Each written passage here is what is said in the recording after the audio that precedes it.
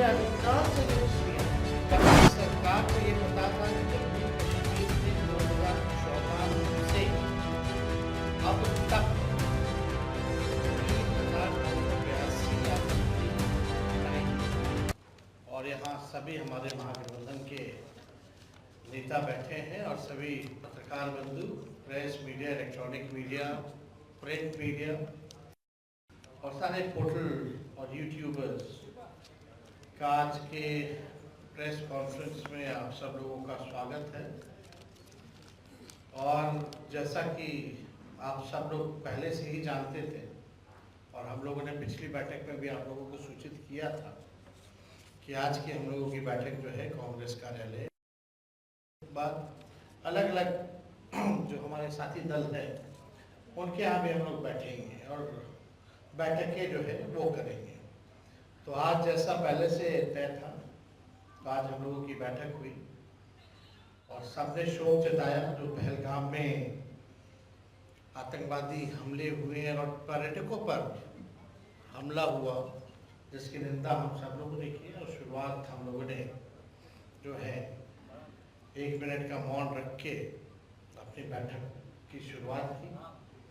आप सब लोगों को आतंकवाद के खिलाफ का निंदा प्रस्ताव भी हम लोग पेश करेंगे और जब पेश करेंगे तो उससे पहले जो 10 प्रमुख बातें हैं उसमें आप लोगों को बताना चाहिए। लेकिन इससे पहले जो हमारा इंडिया अलायंस जो महागठबंधन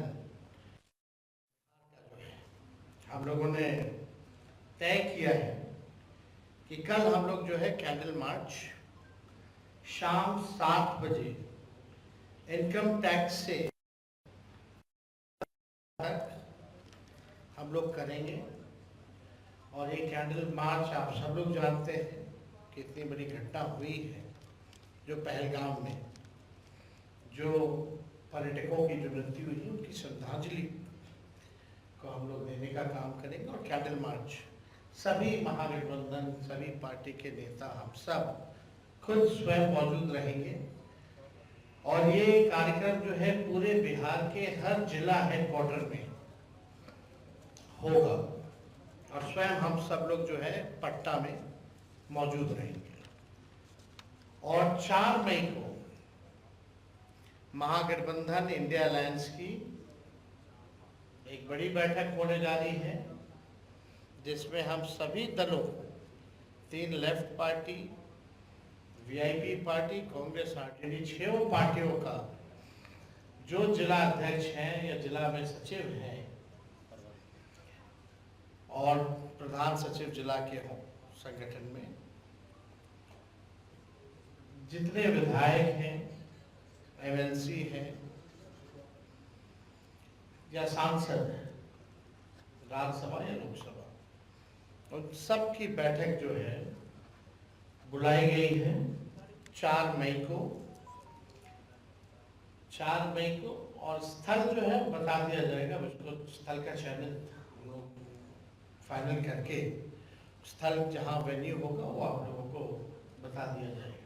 तो एक बड़ी बैठक होगी जिसमें हम लोगों का हर जिले में क्या एक्टिविटी रहेगा, कैसे तालमेल बनाए हम लोग अपने वर्करों के बीच, सरकार की खामियों को कैसे उजागर करें, जनता के बीच कैसे जाए, हर एक बिंदुओं पर जो है वो बात होगी।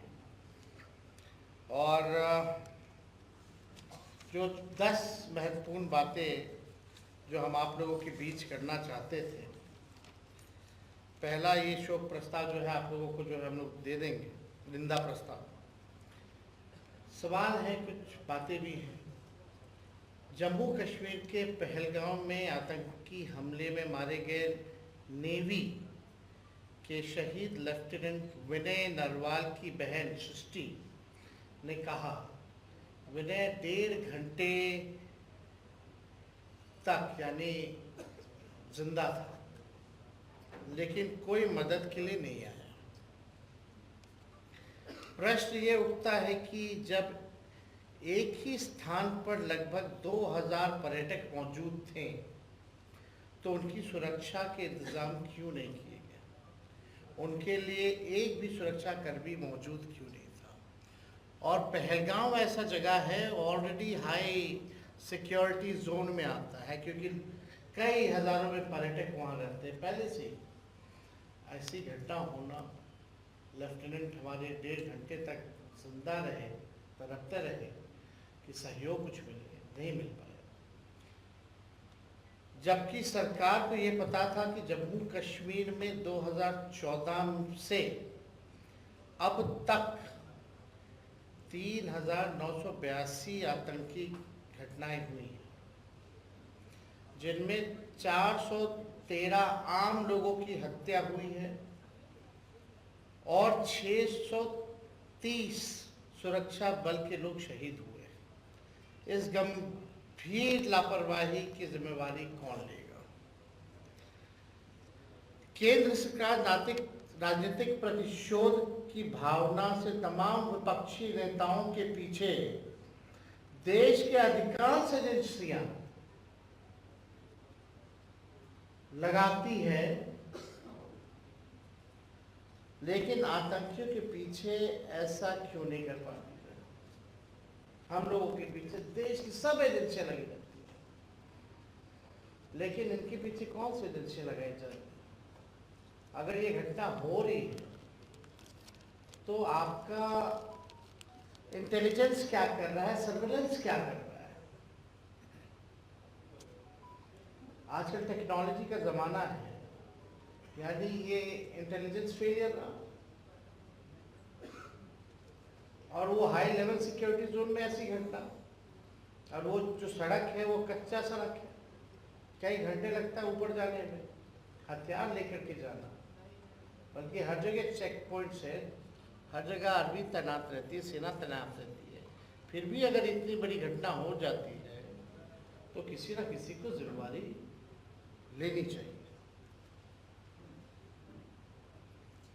और विपक्षी नेताओं के पीछे आप लगा, ठीक है लगाए, लेकिन आतंकियों को तो रोकिए। पुलवामा कांड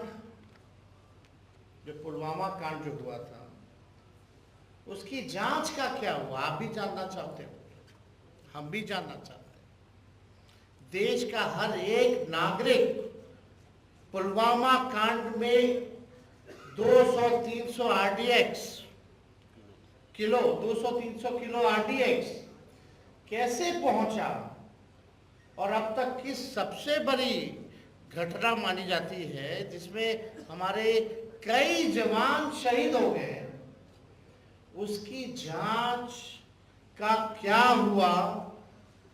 देश का हर एक नागरिक, हर एक भारतीय ये जानना चाहता है उस जांच का क्या हुआ, कौन था उसका दोषी, लापरवाही कौन, किसका फेलियर था? आप जानते हैं जम्मू कश्मीर में आतंकियों द्वारा समय समय पर बिहार के अनेक श्रमिक भाइयों की हत्या की गई। अब सरकार बताए इसका जिम्मेदार कौन? आप देखते हुए जो हमारे बिहार से पलायन करके बाहर मजदूरी करने कई लोग गए हैं, बिहारी भाई हमारे, उनकी भी मौतें हुई, तो आखिर उसकी जिम्मेवारी कौन लेगा? सरहद पार से आतंकी देश में आ रहे हैं तो ये देश की सुरक्षा के साथ खिलवाड़ है। ये बहुत बड़ा सिक्योरिटी लैप्स है। पहलगाम में आतंकियों ने आकर यानी रकी की होगी, स्पॉट चुना होगा, ऐसे नहीं कि आते कि घुस गए होंगे, रेकी जरूर की होगी, स्पॉट चुना होगा, सरहद पार किए होंगे, तब जो है वारदात को इंजाम दिया। तो ये तो पूरा फेलियर आखिर ये किसका है, ये हम लोग जो है जानना चाहते हैं। वारदात की घटना को भी चुनने में प्लानिंग लगती है, तो ये कब से हो रहा था, क्या हो रहा था, ये सरकार को बताना चाहिए। लेकिन इस बीच हमारा इंटेलिजेंस सिस्टम क्या कर रहा था, इसकी जवाबदेही कौन करेगी? भारतीय जनता पार्टी, केंद्र सरकार और गोदी मीडिया के द्वारा आतंकी घटना को सांप्रदायिक रंग देना सरकार की नाकामी का प्रत्यक्ष प्रमाण है। बीजेपी की ऐसी पहल देश, संविधान, लोकतंत्र और मानवता के लिए घातक है। महागठबंधन इसकी निंदा करता है। क्या बिहार सरकार ने कश्मीर में पर्यटन के लिए गए अपने नागरिकों के मदद हेतु कोई हेल्पलाइन नंबर जारी किया है? क्या अपने किसी मंत्री की तैनाती वहां की है? बिहार के नागरिकों की सुरक्षित वापसी सुनिश्चित किया है? क्या बिहार सरकार प्रधानमंत्री की रैली में इतनी व्यस्त है कि उसे अपने नागरिकों की सूद लेने का भी समय नहीं है? तो ये जो सवाल जो है ये हम जानना चाहते हैं बिहार के अचेत मुख्यमंत्री जी से। उनके because he tired and retired अधिकारी जो है बिहार चला, उनके रिटायर्ड अधिकारी और जो जदयू में जो है जिनकी मानसिकता भाजपा में है, दिल और दिमाग, वैसे जदयू के टॉप लीडरशिप से भी जानना चाहते हैं कि आपने जो भी बिहारी पर्यटक कभी कश्मीर में हैं उनकी सुरक्षित वापसी के लिए आपने क्या प्रावधान किया, नागरिकों के लिए क्या किया? कोई हेल्पलाइन नंबर आपने दिया है? किसी मंत्री या रेसिडेंशियल कमिश्नर जो दिल्ली में रहते हैं उसकी ड्यूटी आपने लगाई है? क्या बिहार निवास को भी वहाँ कोऑर्डिनेशन में लगाया गया है? क्या पहल की जा रही है? या पूरा सरकार और इनके अधिकारी, एक एक जिलाधिकारी केवल ऑर्डर निकालने में लगे कि भीड़ कैसे इकट्ठा हो प्रधानमंत्री जी के कार्यक्रम में? प्रधानमंत्री जी आए, बिहार आए, और हमें पूरा विश्वास था कि बिहार तो वो जरूर आएंगे क्योंकि चुनावी वर्ष है। कानपुर में भी आज प्रोग्राम था लेकिन कानपुर का प्रोग्राम रद्द हो गया। वो मधुबनी आए, बिहार आए, मधुबनी आए क्योंकि बिहार में चुनाव है। अच्छी बात है, आते रहे, लेकिन दुख की बात यह है कि आप मधुबनी वो इलाका है जहां बिहार में सबसे ज्यादा पिछड़े हैं, गरीब हैं, वहीं से सबसे ज्यादा पलायन होता है, बेरोजगारी वही है और बाढ़ ग्रसित इलाका है। अब तक पिछला कोसी में जो बाढ़ आया था तो मानना चाहते प्रधानमंत्री एक बार भी झांकने आए या टीम भी भेजी सर्वे के लिए कि कितना वहां नुकसान हुआ? कोई स्पेशल पैकेज दिया? बिहार जो है लगभग 76% बिहार का लैंड जो है बाढ़ ग्रसित रहता है, 76%। और खासतौर पे क्या प्रधानमंत्री जी से हम जानना चाहते हैं, क्या ये सच नहीं है कि आपने पिछले बार बिहार को कुछ नहीं दिया बाढ़ जब आया था तो कोसी में? या एक बार भी 11 साल से जब से प्रधानमंत्री हैं बाढ़ नियंत्रण के लिए आपने कोई प्रयास किया क्या?